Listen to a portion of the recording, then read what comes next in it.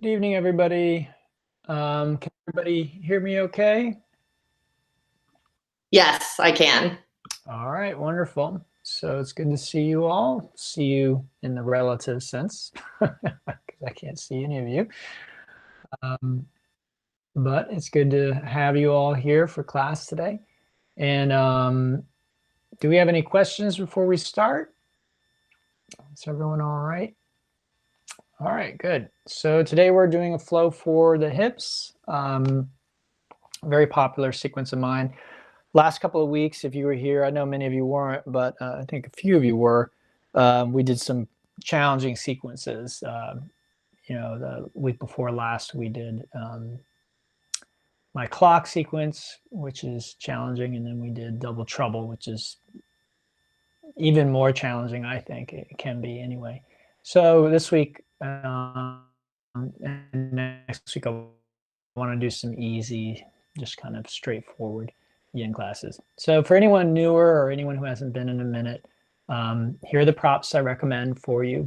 Bolster, blanket, block, or two. Bolster could be a couch pillow, firm pillow, not a fluffy, soft pillow. Blanket could be a beach towel or a firm blanket, large firm blanket. And then blocks, those are hard to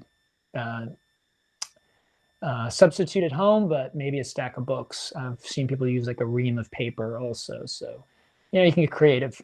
I recommend just go buy all that stuff. I'm back at some of the studios now. Nirvana's not open, which I actually agree with that. Doing that, I think that that's probably where we should be with yoga, but I don't really, financially, I don't really have a choice. I have to work. So I'm taking the risk of being back in the studios right now. But they are not providing props. So if you're, holding your breath, you're like, well, the pandemic's going to be over, and then I'm going to have these stupid props at home, and I won't need them. And the studios always have props. Well, they don't have props anymore. They're not going to be providing them probably for a long time to come, just because of the health issue. Maybe even, I don't know. Some studios may never provide props again because it could be problematic. So it's worth just investing. These things will last you a lifetime if you buy a quality set. And they don't come as a set. You can buy them separately. So, if you're worried about budget, just buy a couple of blocks to start. And then, invest in a blanket next month and buy a bolster after that. Okay, it's worth the investment. It will, again, last you a lifetime. All right, other details is if you want to play some music, go ahead, as long as your microphone is muted. Keep your microphone muted unless you've got something to tell me, a question or a concern. You can also use the chat, but I may not see the chat. So if you put something in the chat and I'm not responding to it for a minute or two, then I probably didn't see it, and you'll probably want to go ahead and just unmute yourself and let me know what you got to say. All right.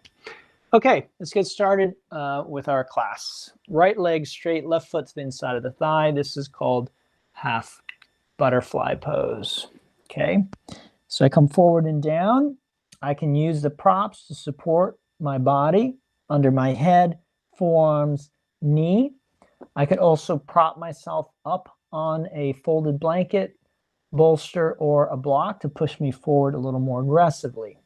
I want to feel a stretch here. These are your hamstrings, the bottom of the thigh. Okay, it does not need to be killer. It does not need to be painful, but I do need to feel it. If you do not, then I need to hear from you. Okay, you need to just unmute or send a chat, say, hey, I don't feel it, or whatever. The other thing you need to check for yourself is that you feel safe doing this. There's nothing about this that makes you feel like you are compromising your health or your well-being. It doesn't mean it's necessarily going to be comfortable or easy, okay? It does mean that you should feel safe.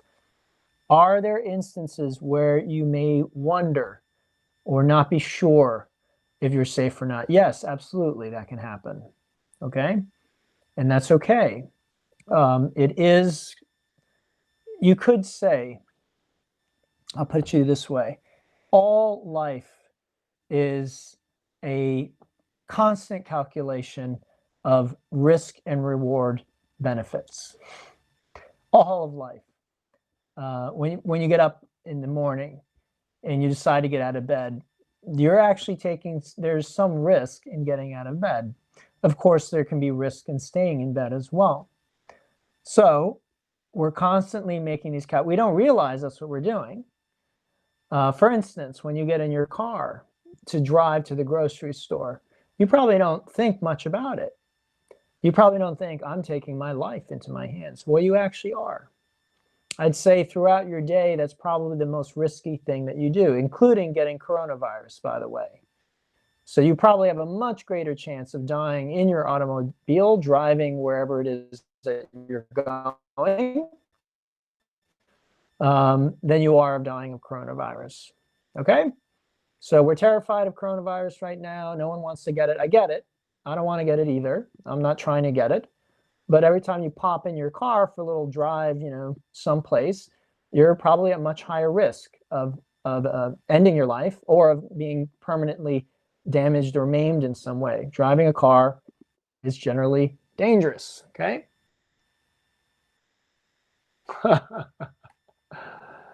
So anyway, keep that in mind, that the safety it's a relative thing.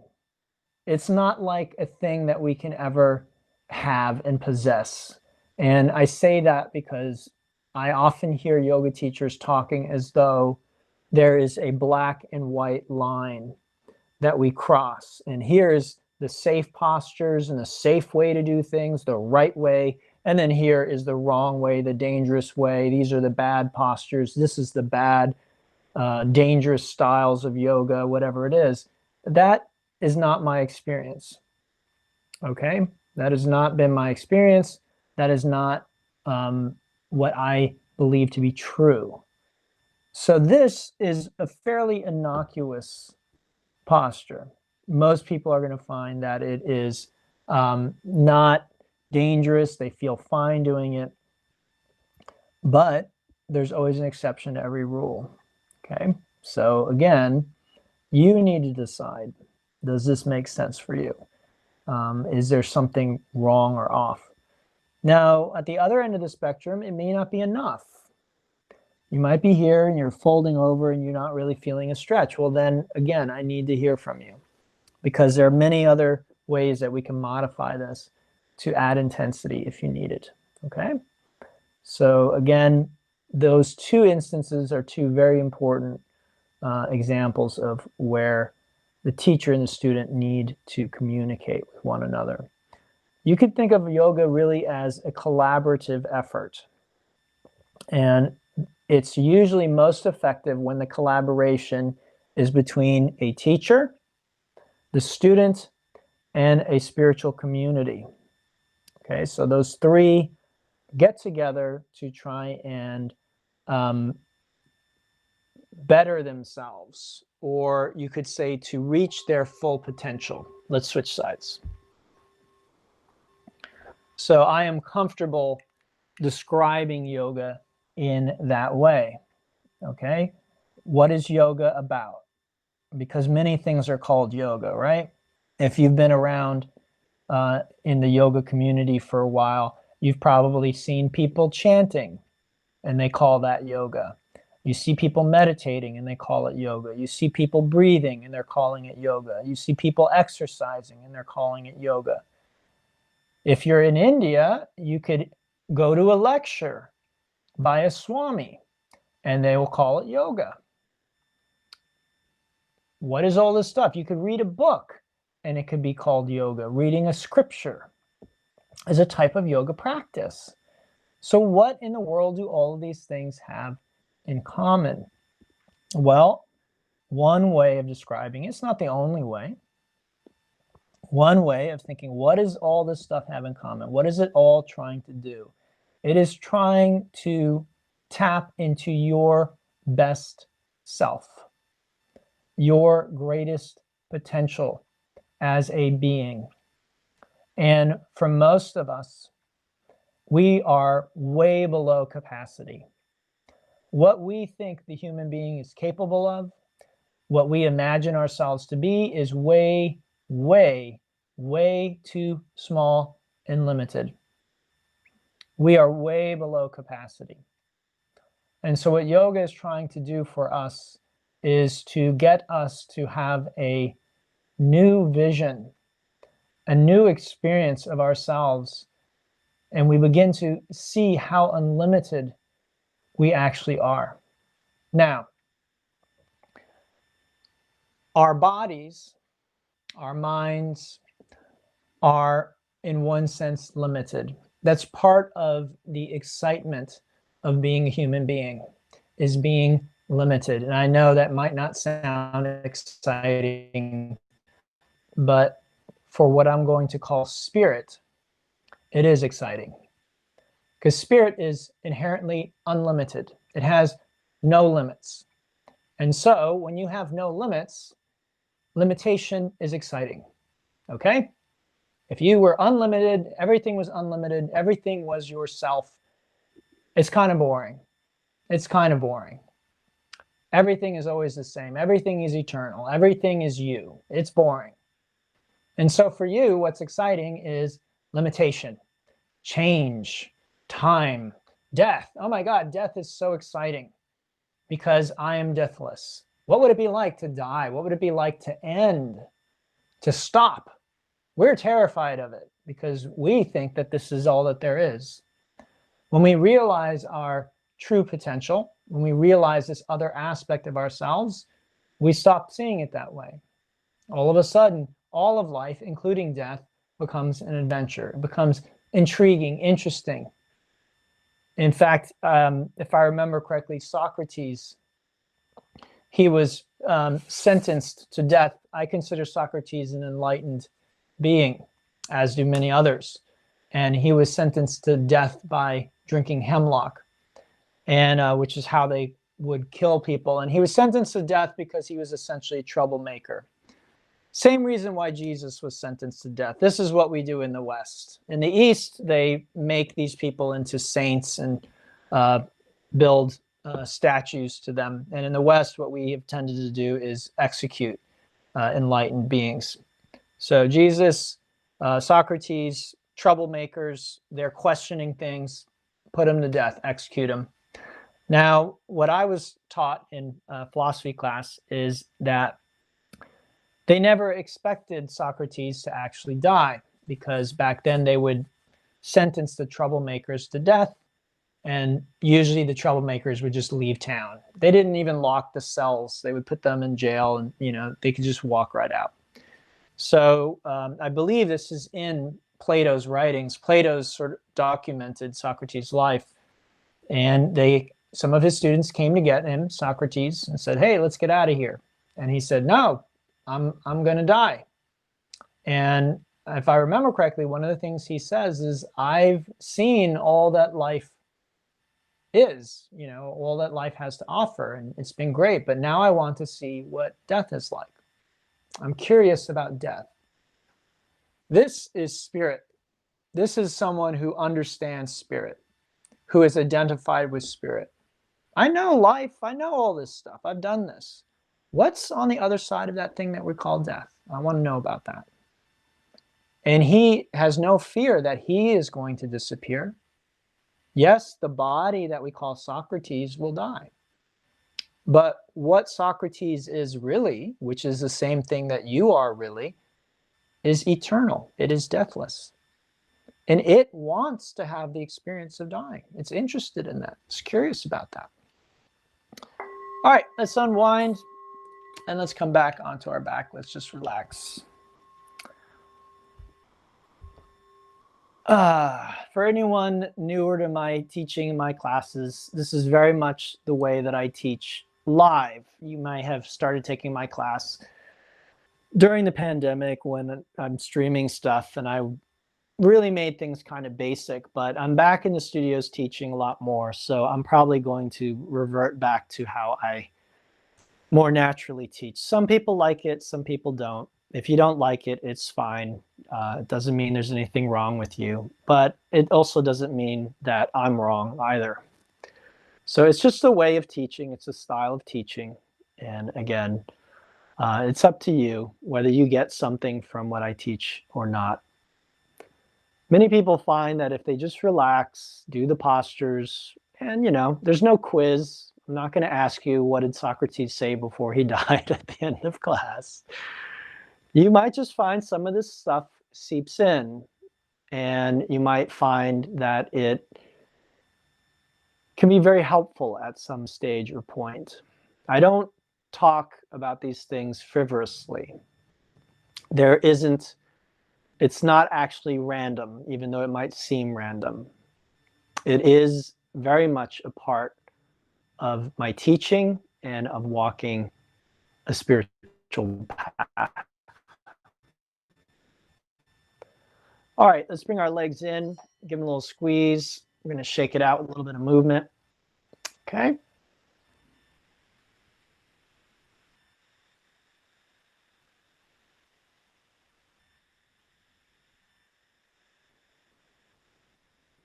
Just shake it out, move around a little bit. No problem, Ariella.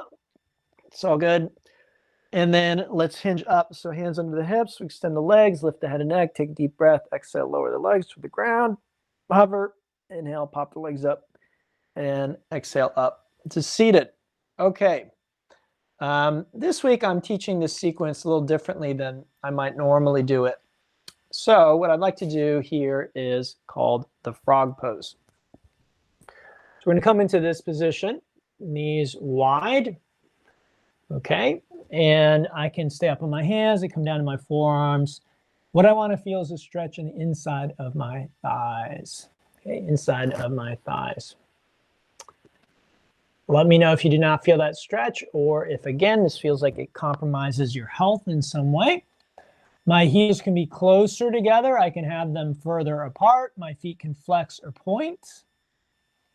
My hips can rock back closer to the heels or be up over the knees. Again, you have to try these different things out and see how they sit with your body, okay? And then once you've done that, you just want to relax and breathe and let the pose do its work.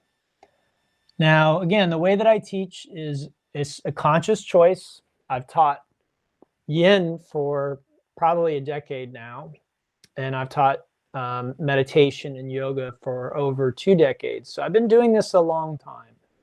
Now, it doesn't mean that I'm for everybody. There's no teacher that's for everybody.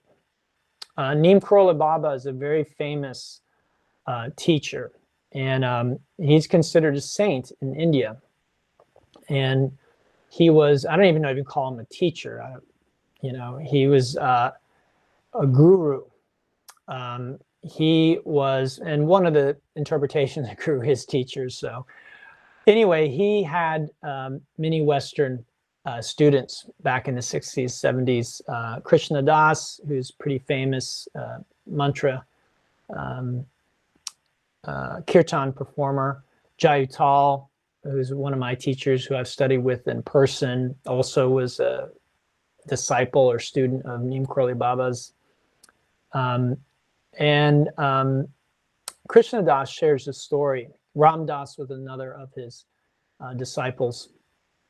So Krishna Das shares a story about being with Neem Karoli Baba, and he's sitting there listening to Neem Karoli Baba talk or whatever they would do. And he's sitting there, and some new American group arrives, or had just arrived recently. And so this guy's sitting next to Krishna Das, and Neem Karoli Baba comes in, sits down, and he like elbows Krishna Das. He's like, "So that's him, huh?" Because he'd heard about this great guru, this saint, whatever it is. He flew over from America, and he's like, "That's him, huh?" And he's like, "Yeah." Krishna Das is like in love. He's just like, "Yeah, that's him." And he's like, "God, he's kind of an ugly bugger, isn't he?" And Krishna Das is like, "What?" And I just tell this story because I think many of us think that if you're a Christian, you might think that if Jesus were in front of you, you would feel the same way about it. You'd be like, oh, Jesus. Oh, I love Jesus. Here's Jesus, and I just love him, and he's perfect. Well, many people that met Jesus in his day did not like him. He had 12 disciples, which was not a lot for his day.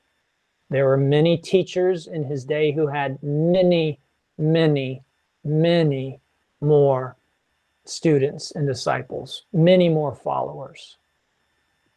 Now, I'm not saying how many followers is a measure of how good you are as a teacher. I think Jesus is an amazing teacher. But you might mistakenly think, because you're a Christian, that if you met him, you would have been in awe of him. You would see the Son of God. And I would guess that there's a good chance you wouldn't have seen that. You would have seen a rebel.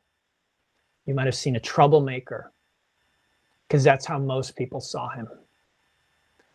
Same with Buddha. You might think that if you met Buddha, that you would just fall on your knees and here's a great saint, here's an enlightened being. I can just see it, I can just feel it. Well, many people didn't like Buddha. And Buddhism actually was basically pushed out of India, where it was born. You could find Buddhism all around the world, but you couldn't find it in India until recently. Some groups have sort of reestablished themselves in India.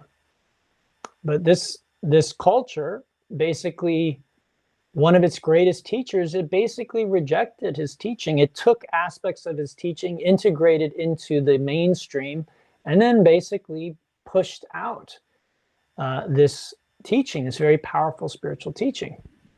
Let's transition. We're going to move into a dragonfly now. Okay, so legs wide, and then we'll just come straight down the center. Okay, again, I'm trying to stretch in here. If you're having a hard time, let me know, even though I'm kind of in my storytelling mode today. It does not mean I do not want to hear from you if you've got a problem. All right, so I never want to hear, oh, well, I had a question, but he was talking. You interrupt me anytime. Okay, anytime. If there's a question, if there's a concern, I don't care what I'm talking about. I don't care how excited I am about it. It's more important that I make sure that you're safe and you're doing the pose effectively. But in a group like today, many of you are students of mine. You've taken classes with me before. You know, again, when we get to this point, I usually start to move into what I consider more advanced teaching. Not here's what you do with the prop, here's how you put your foot and leg, okay? If you need to hear that stuff, let me know. I will go over every little detail of every posture if that's what you need. But my assumption at this point is that most people are doing okay. So again, we're layering here. We're doing the postures. I don't want you to sit there listening to me not doing the postures. You're doing something for your body. And then at the same time, we're doing what's called Jnana Yoga. Jnana Yoga could be reading a scripture, but it can also be listening to a lecture like we're doing here. So again, I've been doing this a long time, and one of the techniques or the things that I've learned to do is to create these layers in the class where we're doing something for our body, and then the mind is also being exercised. Now, if you've taken my class before, you know that very often I talk about discomfort. And very often I'm talking physically discomfort, physically uncomfortable. But this applies mentally as well. So those of you who have listened to my Dharma talks before, those of you who've done live classes with me before where I talk about these things, I may have said things that made you feel uncomfortable or challenged what you had believed. Good. That's exactly what we want. Now, I'm not doing that intentionally. I'm not trying to make you uncomfortable, but I'm talking about a spiritual perspective.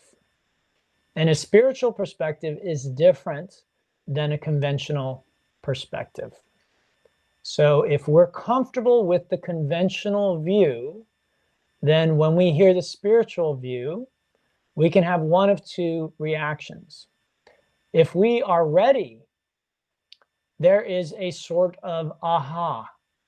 There is a sort of, yes, that makes sense. Oh, wow, I never thought of it that way. And I know many of you personally, and I know you've had those experiences with these sorts of talks. But the other reaction, and again, if we want to be more awake, the other reaction is, oh no, that's not true. That can't be true. I don't believe that. So anything like that, we really want to pay attention. Anything that I have a reaction like that, a strong reaction like that, I want to take notice. And I'm not just talking about yoga. I'm not just talking about when I speak. I want to notice those types of strong reactions. Because that is essentially what a teacher like Eckhart Tolle would call pain body. So the reactivity in the mind where knee jerk, oh, that's not, I don't like, I'm going to get out of here. I've even had students get up in the middle of class and walk out before. They're so upset by, what we're talking about, what we're saying. And again, I'm not trying to upset anybody. I'm not even trying to challenge your point of view. I am trying to present what for many people is a different point of view. Again, the spiritual perspective. And it's not like there's one spiritual perspective. You could say that the spiritual perspective is one, but it can be expressed in an infinite number of ways. And so it will come through me in one particular way. But hopefully what you can do is look through me, through my words, past my words, to what I am pointing to with them. All right, let's go ahead and unwind from this. We'll come back onto our back. Let's just relax for a moment and feel the rebound, okay? Noticing where we feel it, what we feel.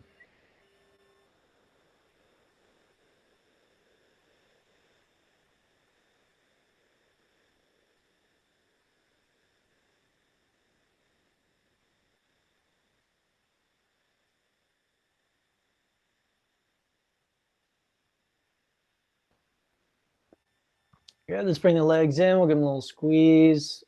Shake it out a little bit. Move around a little bit. And then let's slide our hands into the hips. We'll extend the legs up. Let's lift the head and neck. Deep breath. Exhale, lower the legs toward the ground. Pop them up and come on up to seated. Okay. So let's look at the square pose. My right leg is in front of my left leg, and I'm just sitting basically what we call cross leg. Okay. This is the most basic shape. I come forward and I want to feel stretch here. I might feel it in the other hip as well. That's fine. I want to feel it here. Now this may not be enough for many people. So for more intensity, generally knees get closer. Okay. Then for even more intensity, I take the top foot and I place it on top like that. Okay, or I should say the right foot. I place it over the left knee. Left knee is over, or sorry, right knee is over my left foot. Same idea, I come forward and down and I want to feel a stretch here. This is called square pose. Okay, now if neither of these postures are appropriate for you, I want to hear from you once again. Just leave me a note in the chat Otherwise, we're trying to stretch right out here in the outside of the hip.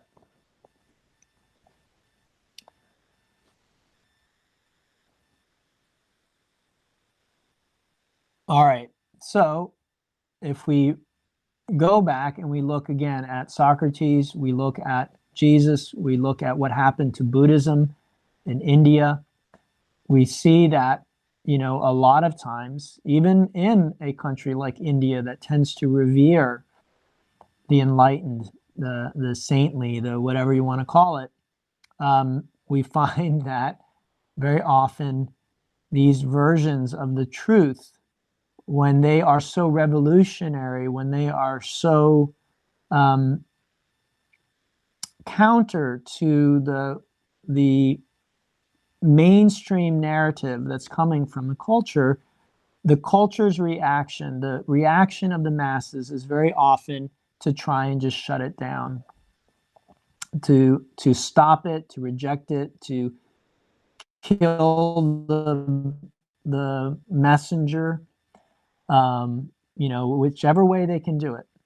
So in Buddha, you know, in India, Buddha was not killed, but, you know, within a relatively short amount of time after his death, what the mainstream culture in India had done was taken what they may have saw as the best of Buddhism's greatest hits, if you will, and integrated them into the mainstream culture. And then basically, you know, pushed Buddhism out. Now, I don't know exactly how that happened, but basically Buddhism eventually sort of died out there or was pushed out.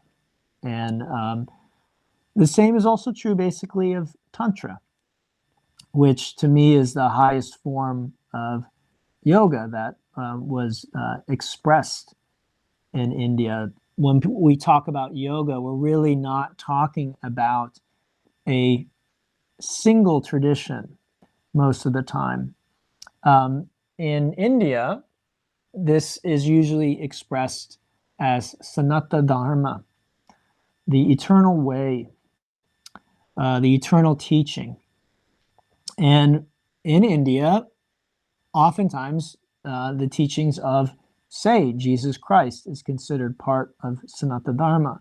Same with the Buddha's teaching, that might be considered part of Sanatana Dharma, that this is a universal teaching that goes beyond any one particular culture or any one individual country. And this is one of the reasons why I do call myself a yoga teacher, because this very inclusive view for me fits in with my experience as a human being. I grew up in New York City in the 80s. I was a mixed race child, as were almost every single one of my friends. There were no groups.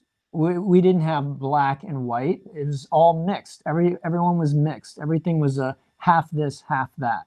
You couldn't split people up even if you wanted to. There was no way to do it because no one was purely anything.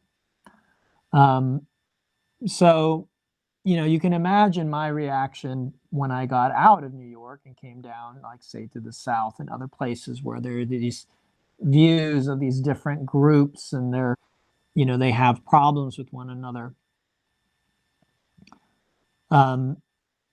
So anyway, Sanatana Dharma, the eternal way, includes many different schools of thought, many different philosophies. Some of them contradict one another on the surface. So you must dive deeper into understanding if you want to resolve those contradictions. And this is a big problem for many people who identify often as religious. Now, if you're religious, I'm not putting you down, and I'm not saying it's bad to be religious. Not everyone who is religious is this way, but it is possible oftentimes where we get so into our particular religion, our particular expression of the divine, that it actually blinds us to other expressions of divinity. Let's switch sides.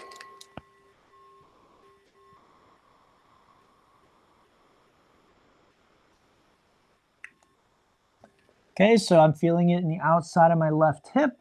My knees and ankles feel safe. All right, and we'll be here for 5 minutes. So again, if I'm in love with Jesus, that's a beautiful thing. Jesus is a great teacher. It's a beautiful, Christianity can be a beautiful expression of divinity. Is it the only expression of divinity? Nope, not for me and not for many other people. Is it a perfectly valid, useful path, a great expression of divinity, a pathway to heaven, to nirvana, to oneness? Yeah, absolutely it is, if it's understood in the right way. But one of the ways I misunderstand it is to think it's the only way. And to think that I need to cancel, shut out, kill, destroy other ways that human beings experience and understand divinity. And surprisingly, we are still there as humanity, as the human race. We haven't figured that out yet. We're still willing to kill one another because of differences in our expressions of the divine. So you don't have to go very far. You even have Christians killing Christians because they have different ideas about divinity within their own religion. Who's killed more Christians throughout history than any other group? Christians. Okay, and I'm not, again, if you're Christian, beautiful. Really, I have learned so much from Jesus. But the difference is maybe I don't think he's the only expression of divinity. Okay? It doesn't, loving him for me does not exclude loving, say, Krishna or Buddha or other expressions of divinity. And I think as long as we want to teach this exclusivism, then we're going to have problems as a human race. Because the world is just getting smaller. And so there used to be that we could say, okay, you're a Muslim, you're going to be way over there in that part of the world, and I'm hardly ever going to see you. So all the stuff that you do that bothers me, it's not going to bother me because I'm just not going to see it. And you're a Buddhist, okay, you're going to stay over there. And you're a Hindu, okay, you're over there. And you're a Jew, okay, you're going to be over there. But what we're seeing is we're bumping up against one another all the time now. And unless we have enough respect for one another as human beings, and unless we can say, hey, the way you worship the divine, it's not the way that I do it, well, that's okay, then we're going to have a lot of problems. And we have a lot of problems as a result. So if you're a student of mine, I am going to encourage you to try and respect and understand that each of these traditions are a form of yoga. They're all practicing a form of yoga. And yoga, again, is ultimately about reaching to our fullest potential as individuals. Now, some people would stop at saying that the fullest potential for a human being is to realize their divinity. And I would say that that's fine. We can understand it that way. Reaching to God, right? You could say union with God, or experiencing God. Experiencing the Christ consciousness in Christianity is sometimes how it's put.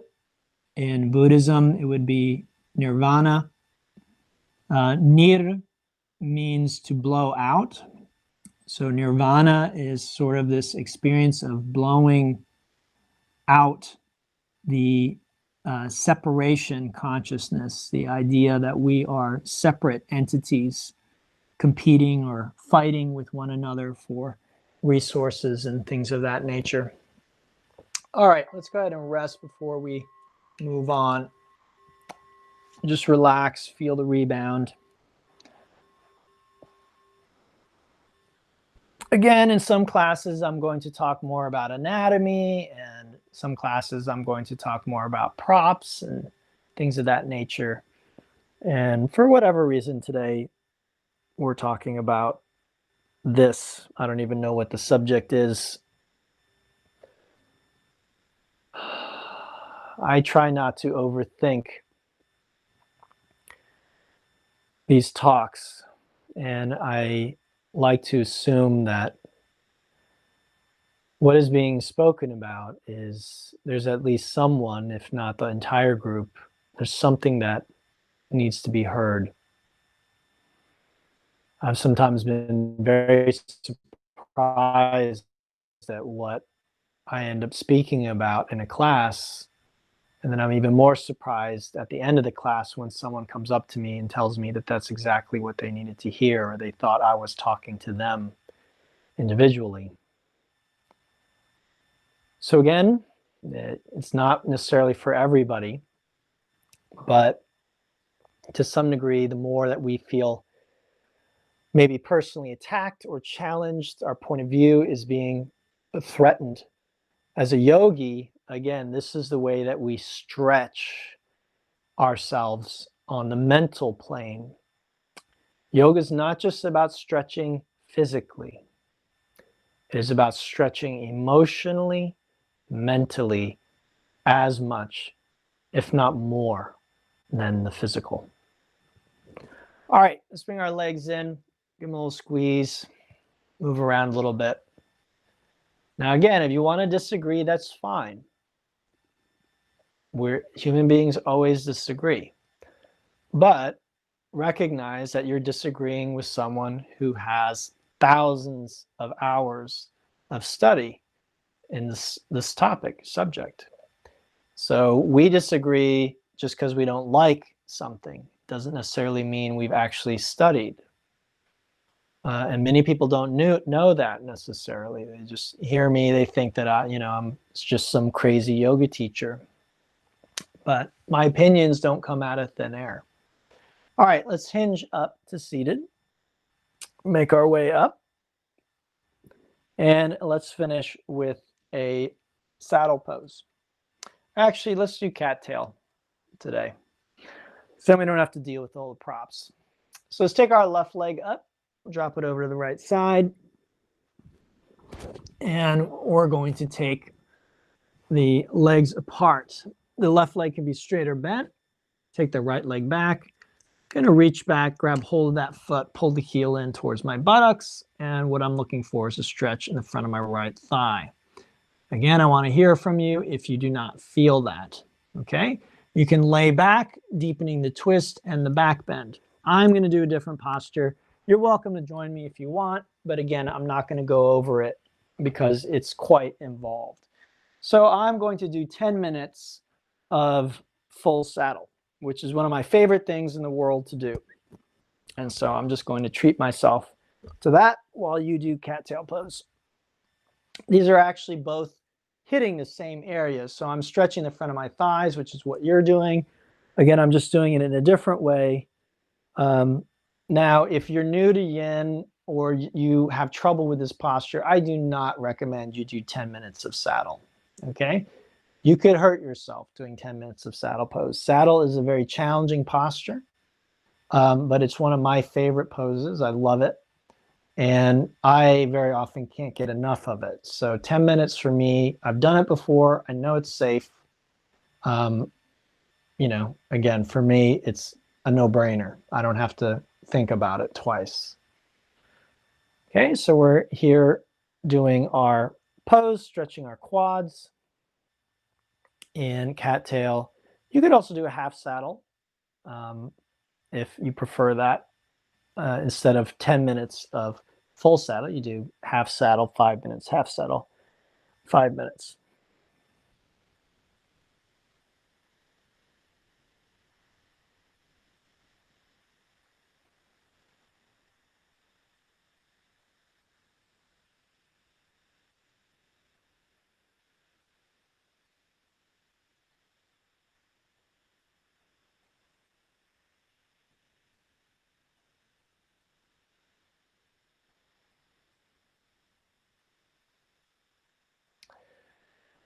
So again, if we look at this way of looking at yoga, reaching our full potential.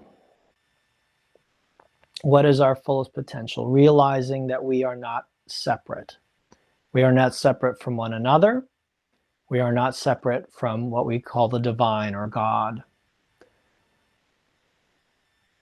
Very often when we realize this, maybe not at first, but when we realize this, we find ourselves called to act in the world. And we find ourselves accessing talents, abilities, motivation, energy that we didn't know that we had. We also find that our experience of our self, our body, you could say, begins to extend beyond our own personal experience of our body. And situations and people begin to arrange themselves around us to aid us in what it is that we are being called to do. It doesn't mean that all our challenges disappear. It doesn't mean we always succeed. Again, as I said right at the beginning, spirit, source, divinity, whatever you want to call it, true nature, Brahman, all these are names for what we really are. It enjoys. In fact, it's one of the words, it's one of my favorite names for this in the yoga tradition. This is one of the names it's given, the enjoyer. I love that, the enjoyer. When you are eating your favorite flavor of ice cream and you are enjoying, this is so good. When you're doing your favorite yoga pose and, this is so good. Who is it? What is it that is enjoying that experience? Now, if you can really answer that question, not with your intellect, not with, it's me, Doug is enjoying it. No, it's not Doug. Who is it really? Because that thing existed before I had a name, before I had this body. What is it that manifested your body in your mother's womb? What was that? What is that? If you can understand that, in Zen we say, what is your original face before your parents were even born? You conventionally, again, conventional wisdom, well, I didn't have a face before my parents were born. How can I have a face before my parents are born? I can't be born because my parents aren't even born yet. Let's switch sides. So Zen, again, a lot of the parables and stories that Jesus was talking about, the myths that we have that are found in the Torah and the Old Testament, these are symbols, these are code very often that are pointing to something else. And if we take these things too literally, if we get too caught up in the social information that is mixed up with the spiritual technology, then we tend to miss the point. And what's interesting about these things is as these traditions have moved through time, what we very often find is socially, many, not all, but many of the social information in there is no longer relevant. It's no longer that helpful for us. Socially, we've moved on. We're in a different culture. We're in a different time. Technology has changed what's relevant for us. So in some of these traditions, there's all this stuff about don't eat this, do eat that, do this on this day and that on that day. A lot of times these things made sense in their time. They were actually, things that might have made the difference between life and death. Now we can find that many of these things, it's just sort of, well, I do that because it's part of my tradition. But we're not really sure why we're doing it anymore.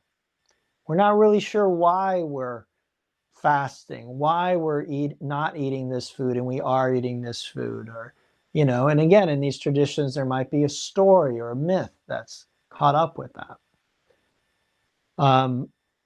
But when we can separate the spiritual from the cultural, and again, there's nothing wrong with culture, or there's nothing inherently wrong with culture. But if we're not careful, culture can hold us back. Also, culture can actually interfere with us realizing spirit. And so again, we can't generalize. We can't say that, oh, your culture is getting it. It depends. It depends. So every spiritual tradition, you know, including this teaching that I'm giving right now, will this talk be relevant 5 years, 10 years, 50 years, 100 years, 200 years, 1,000 years from now? Probably not. I'll be talking about things, people will listen and be like, what in the world is this guy talking about? This has no relevance to my life. Okay?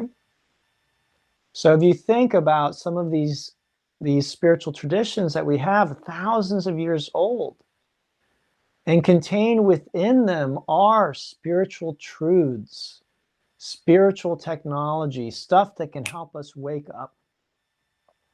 Also contained within them are cultural and temporal information to help you live a safe and effective life within a group, within a culture. But cultures change, technology changes, time changes, the planet changes us. And so some of that information is no longer relevant. And if we're not careful, if we hang on too tightly to this information, we can actually miss the point of what our spiritual or wisdom tradition was trying to teach us, was trying to show us.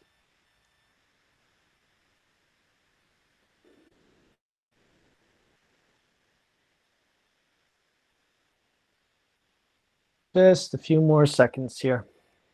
Well, not a few, 30 seconds or so. So anyway, you do not need to agree with everything I said today. I don't give these talks to be right. I don't care. It's not about being right or wrong. In the Zen tradition, which is the spiritual tradition of which I have the most familiarity and the longest, it's been with me the longest, we have a saying, when someone is pointing at the moon, look at the moon and not the finger. If you get upset with me, if you get upset with something I said, if you vociferate about, oh, he said this about spiritual traditions and I have a spiritual tradition and he's wrong, and you're looking at the finger. You're not looking at what I was pointing at. Okay, the talk today was trying to make several points that they're pointers that can help you on this path, the path of yoga. And if you get upset about me or something I said, then you are looking at the finger. You're being distracted from the point. All right, let's unwind from this one. We'll come back onto our back. Call that a rebound.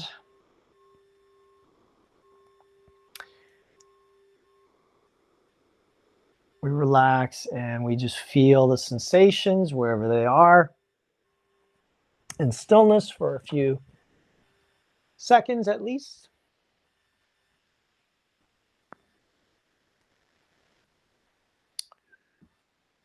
And then when you're ready, you can set up for Shavasana. what we'll do today is I'll do a brief body scan and then I will leave you, but I recommend that you just stay in Shavasana, okay, when I leave for a few more minutes. So you might want to set a timer now if you want, if you want to do your minimum Shavasana. Otherwise, you might just let yourself kind of drift off naturally for a few minutes after the body scan. Okay, so make yourself very comfortable. Use your props if you desire to help you be comfortable. And then set the intention to allow your body to be still.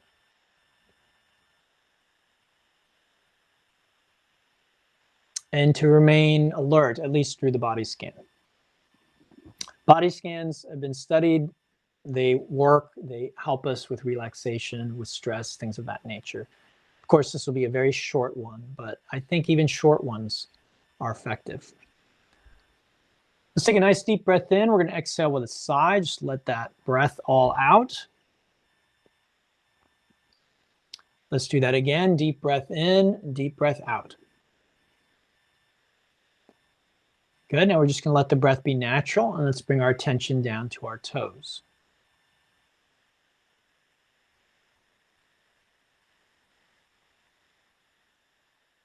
Now the ankles.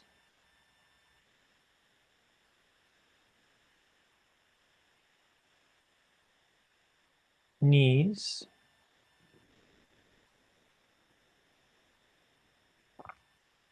Pelvis.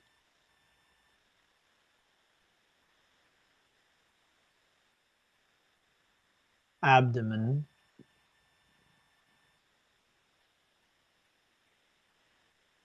Chest.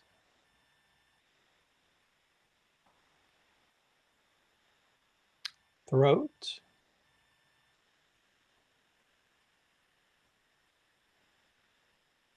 Chin.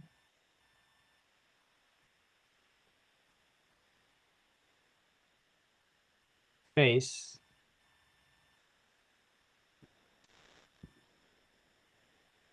Head.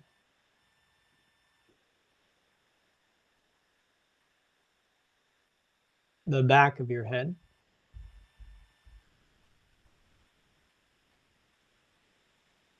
The shoulder blades.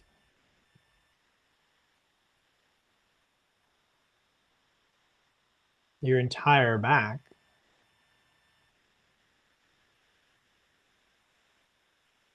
The buttocks.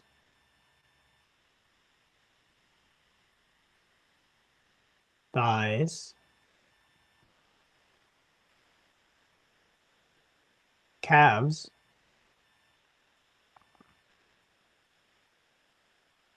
Heels.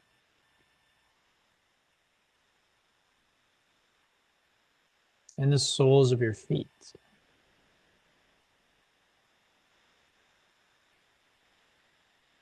Now the entire body.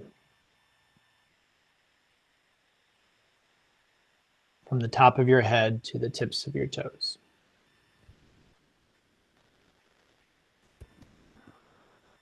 All right, everyone, so I'm going to leave you here.